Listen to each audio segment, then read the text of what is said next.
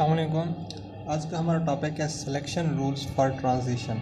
आज इसमें देखेंगे सिलेक्शन रूल्स बेसिकली होते क्या हैं। सिलेक्शन रूल में हम देखेंगे कि अगर हमारे पास किसी ग्राउंड स्टेट में एक इलेक्ट्रॉन मौजूद है, उसे एक स्पेसिफिक अमाउंट ऑफ एनर्जी दी जाए कि आया कि वो इलेक्ट्रॉन अपनी ग्राउंड स्टेट से लोअर एनर्जी स्टेट से हायर एनर्जी स्टेट तक एक्साइट होगा या नहीं होगा, ये डिपेंड करता है सिलेक्शन रूल्स के ऊपर। आज हम 5 सिलेक्शन रूल्स हैं उन्हें देखेंगे कि अगर वो इलेक्ट्रॉन उन सिलेक्शन रूल्स की रिक्वायरमेंट्स को पूरा करता है, इन सिलेक्शन रूल्स के जो लॉज हैं उन्हें वैलिड उसके ऊपर अप्लाई होते हैं, तब वो हमारे पास जो इलेक्ट्रॉन ग्राउंड स्टेट पर मौजूद है वो एक्साइट कर जाएगा, वरना नहीं करेगा।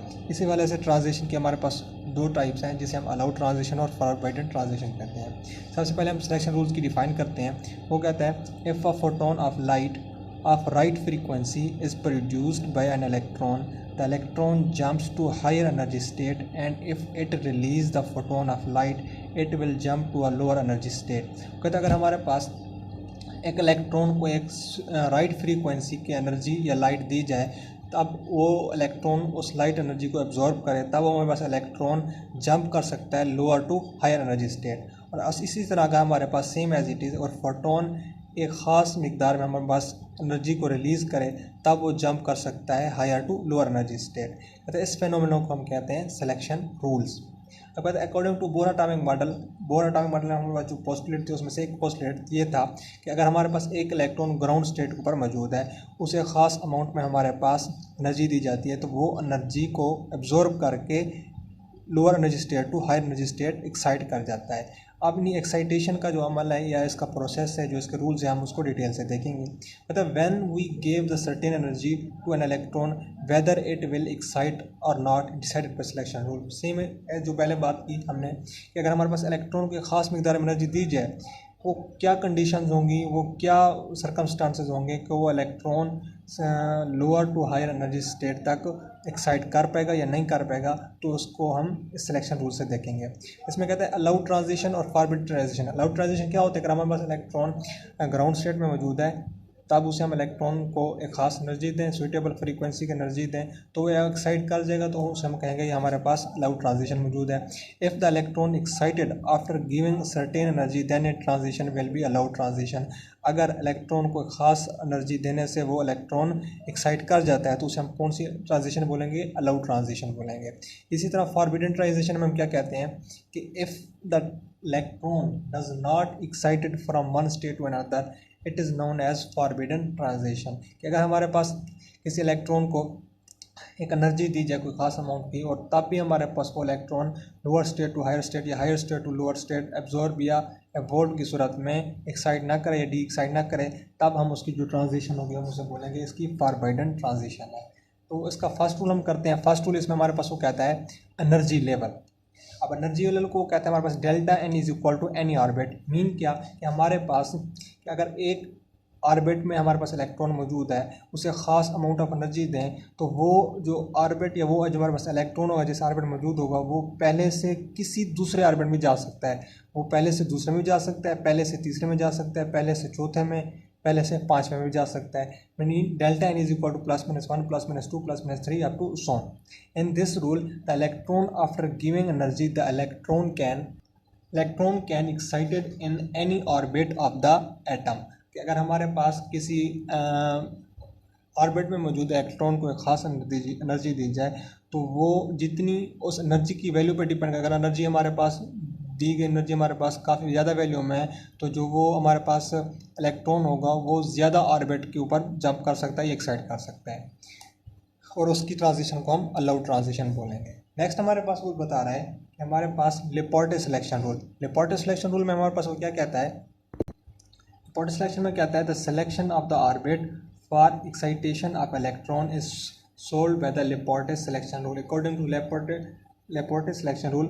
इसमें क्या कहता है कि हमारे पास एक वक्त में जो हमारे पास इलेक्ट्रॉन होगा, एक वक्त में एक ऑर्बिट से दूसरे ऑर्बिट में जा सकता है, ना कि वो पहले से तीसरे में ना जा पाएगा और दूसरे से चौथे में। अगर फर्स्ट में है, उसे एक सर्टेन अमाउंट ऑफ फ्रीक्वेंसी की एनर्जी दी जाए, वो पहले से दूसरे में चला जाएगा। अगर दूसरे में है certain amount of energy frequency दी जाए, तो हमारे पास वो दूसरे से तीसरे में चला जाएगा। मतलब एक वक्त में वो एक से अपने साथ वाले दूसरे ऑर्बिट में जा सकता है, एक वक्त में एक ऑर्बिट को जंप करते हुए किसी तीसरे ऑर्बिट में वो कभी नहीं जा सकता। इसे आमतौर पर लेपोर्टे सिलेक्शन रूल को डेल्टा एल से शो कर, delta L is equal two plus minus one only. Plus minus one only मतलब जो इसके जंप की जो हमारे पास इसकी पावर है वो एक ऑर्बिट को क्रॉस करना है। इसमें कहता है एस पी डी एफ सेप्शल को हमारे पास शो कर रहा है हमारे पास मीन एक वक्त में हमारे पास जो इलेक्ट्रॉन होगा वो या तो एस से पी जा सकता है, पी से डी जा सकता है, डी से एफ जा सकता है। ऐसा नहीं हो सकता कि वो एस से डायरेक्टली डी में चला जाए या पी से डायरेक्टली एफ में चला जाए। तो इसी हवाले से वो कह रहा है हमारे पास जेनेरेट टू अनजेनेरेट होगा जब हमारे पास मीन उनकी जो कंडीशंस डिफरेंट होगी तब हमारे पास एक दूसरे में जो उसकी ट्रांजिशन होगी वो अलाउड ट्रांजिशन होगी। अगर वो जेनेरेट टू जेनेरेट या अनजेनेरेट जो अनजेनेरेट होगा हमारे पास तो इसकी ट्रांजिशन फॉरबिडन होगी। इसमें फर्दर कह रहा है इन लेपोर्टे सिलेक्शन रूल जो हमारे पास D to D transition is forbidden since delta L is equal to zero. अगर हमारे पास एक ऑर्बिट में मौजूद है एक इलेक्ट्रॉन फिर उसी ऑर्बिट में रहता है बल्कि वो एक्साइट या डी एक्साइट नहीं करता तब हमारे पास जो ट्रांजिशन होगी वो फॉरबिडन होगी। इस तरह in Laporte selection rule F to F transition is also forbidden since delta is equal to zero. अगर वो एफ सब शेल में है तो एफ सेल में रहता है रिमेन करता है, ना एक्साइट करता है ना डी एक्साइट करता है, तभी हमारे पास जो सिलेक्शन रूल होगा वो फॉरबिडन होगा transition. In some one case the excitation of the electron gives low intensity. वो कहता है कोई ऐसा केस आ जाता है कि जहाँ पर हमारे पास किसी इलेक्ट्रॉन को एनर्जी तो दी जाती है लेकिन उस एनर्जी की जो वैल्यू या इंटेंसिटी होती है वो बहुत कम होती है, वो इस वजह से वो electron ground state to higher state move नहीं कर पाता। तो इस वजह से हमारे पास उसने दिया कि हमारे पास एक ग्राउंड स्टेट है, ये एक्साइटेड स्टेट है, तो यहाँ पर इलेक्ट्रॉन मौजूद है। इलेक्ट्रॉन को एनर्जी तो दी गई लेकिन जो उसकी इंटेंसिटी वो बहुत कम थी, उसने ground T to G D का नाम दिया और ई जी डी का नाम दिया हायर स्टेट को। अब वो कहता है एक मेथड है जिसे हम पी डी मिक्सिंग कहते हैं, उस मेथड से उसकी एनर्जी में ऐड किया जाता है, सम अप किया जाता है, उसे मजीद फर्दर एनर्जी दी जाती है उस इलेक्ट्रॉन को, जिससे वो गेन करने के बाद हमारे पास एक्साइटेड स्टेट की तरफ चला जाता है जो कि हमारे पास उसकी ट्रांजिशन पहले फॉरबिडन थी फिर हमारे पास ट्रांजिशन उसकी अलाउड हो जाती है, फिर डेल्टा एल हमारे पास जीरो के इक्वल नहीं रहता। इस प्रोसेस को हम पीडी मिक्सिंग कहते हैं। कहते हैं after PD mixing the intensity of electron will be high and Laporte selection rule is valid.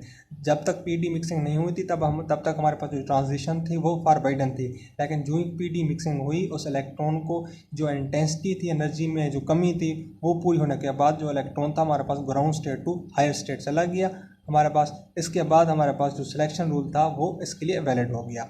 इसके बाद हमारे पास सिलेक्शन रूल नंबर 3 है spin selection rule. Spin selection rule में हमारे पास वो डिनोट करता है delta S is equal to zero. अब स्पिन सिलेक्शन रूल में बेसिकली क्या बात करते हैं, वो कहता है अगर हमारे पास एक इलेक्ट्रॉन ग्राउंड स्टेट में है और जो उसकी अगर फर्ज करें कि हमारे पास जो डायरेक्शन है वो एंटी क्लॉकवाइज है, जब वो एक्साइट करके दूसरे ऑर्बिट में जाता है वहाँ पर उसकी डायरेक्शन या उसकी स्पिन है वो चेंज हो जाती है, तब जो उसकी जो ट्रांजिशन है वो फॉरबिडन हो जाएगी, अलाउड नहीं होगी। लेकिन अगर हमारे पास एक इलेक्ट्रॉन ग्राउंड स्टेट में मौजूद है विद सेम स्पिन के साथ क्लॉकवाइज या एंटी क्लॉकवाइज, जब वो एक्साइट करके दूसरे ऑर्बिट में जाता है तो उसकी स्पिन हुई सेम रहती है जो कि पहले ग्राउंड स्टेट में थी, तब जो उसकी ट्रांजिशन होगी वो हम कहेंगे इसकी ट्रांजिशन हमारे पास अलाउड ट्रांजिशन है। इसके लिए उसने फार्मूला भी दिया 2s+1। In terms of allowed transition, the spin multiplicity should not be changed. Spin multiplicity के लिए इलेक्ट्रॉन का स्पिन होना ज़रूरी नहीं है, बल्कि जैसे हमारे पास ग्राउंड स्टेट में है वैसे ही हमारे पास एक्साइटेड स्टेट में रहे। इसके लिए हम एग्जांपल कर लेते हैं। वो कहते हैं S2P इलेक्ट्रॉन एक एक्साइट किया, जंप हुआ जिसमें 3 to 3 मतलब जो स्पिन है इसकी वो 3 टाइम्स है यहाँ पर ग्राउंड स्टेट में और एक्साइटेड स्टेट में भी 3 टाइम्स है, जो कि शो करे स्पिन सिलेक्शन रूल को, और दोनों की हमारे पास spinning as it is same है, तो हमारे पास ये जो ट्रांजिशन होगी वो क्या होगी, अलाउड ट्रांजिशन होगी। In other case of transition will be allowed in case of singlet to singlet होगा तो हमारे पास ट्रांजिशन अलाउड होगी, डबलेट टू डबलेट होगा तो अलाउड होगी, ट्रिपलेट टू ट्रिपल होगा तो अलाउड होगी।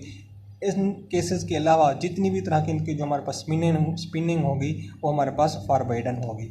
नेक्स्ट हमारे पास है टोटल एंगुलर मोमेंटम, जिसे हम LS कपलिंग में डिटेल से करते हैं।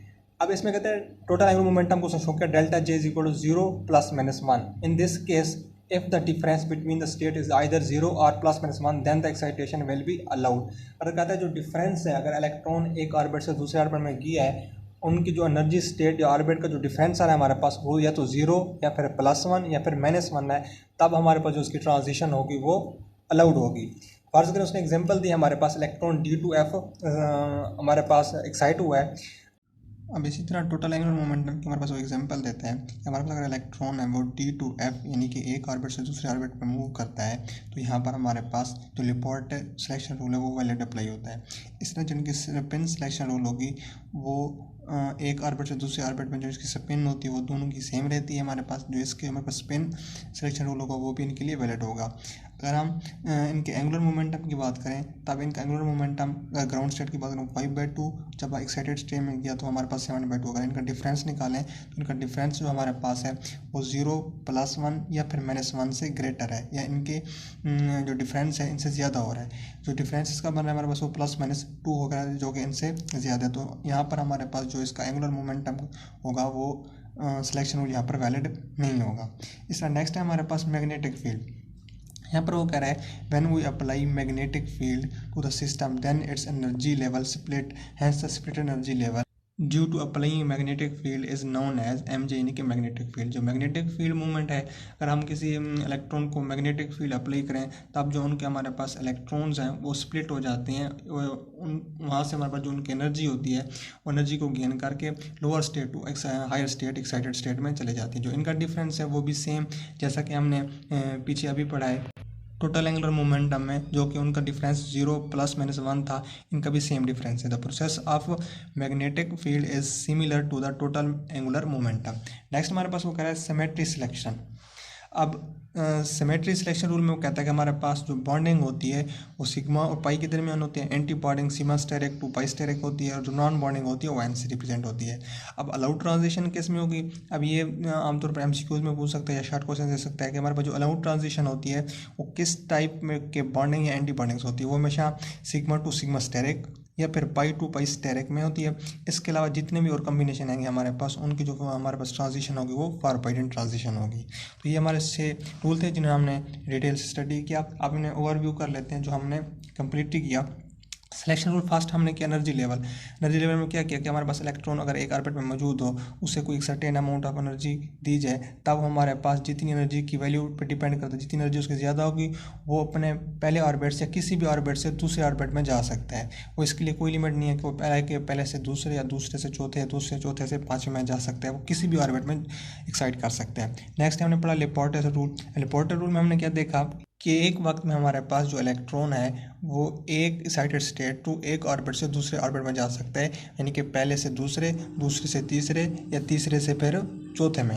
लेपोर्टे सिलेक्शन रूल में हमारे पास ये इम्पॉसिबल होगा कि हमारे पास जो इलेक्ट्रॉन लोअर स्टेट में है वो पहले से तीसरे में या तीसरे से डायरेक्टली पाँचवें में चला जाए। इसके बाद हमने देखा स्पिन रूल। स्पिन रूल में डेल्टा एल सी इक्वल 0, मतलब स्पिनिंग इसमें हमारे पास 0 होनी चाहिए। अगर इलेक्ट्रॉन ग्राउंड स्टेट में है तो अगर एक्साइटेड स्टेट में जाए तो उसकी स्पिनिंग वही होनी चाहिए जो उसकी ग्राउंड स्टेट में थी। अगर स्पिनिंग उसकी चेंज होगी तो हमारे पास उसकी जो ट्रांजिशन होगी वो परपेडिकुलर हो जाएगी। अगर उसकी हमारे पास जो स्पिनिंग है वो सेम रही तब हमारे पास जो उसकी ट्रांजिशन है वो अलाउड हो जाएगी। नेक्स्ट हमने किया total angular momentum. Total angular momentum में हमने एनर्जी का डिफरेंस देखा कि इनके अंदर एक्साइटेड और लोअर का जो डिफरेंस है वो अगर 0 + -1 तक है तो अब उनकी जो ट्रांजिशन होगी वो अलाउड होगी, अदरवाइज इनकी ट्रांजिशन हमारे पास फार बाइडन होगी। इस तरह मैग्नेटिक फील्ड वो जो कि सेम है हमारे पास टोटल एंगुलर मोमेंटम के, वो भी delta mj = 0 + -1 same as it is. Last हमने देखा सिमेट्री रूल। इसमें हमने देखा कि हमारे पास जो अलाउड ट्रांजिशन है वो हमारे पास pi sigma to sigma steric और pi to pi steric, otherwise यहाँ पर जितनी भी किस्म